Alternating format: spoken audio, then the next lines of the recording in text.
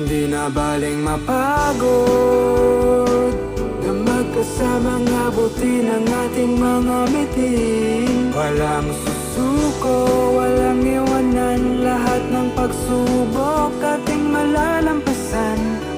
Napakasarap sa pakiramdam na kasama ang mga mahal sa buhay.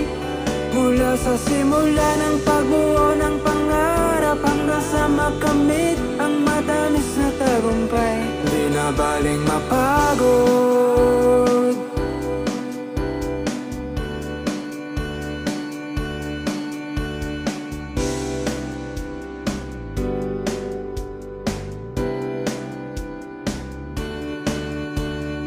Huwag mong kalimutan ang napakamalalim mong dahilan kung bakit ka nagsimula.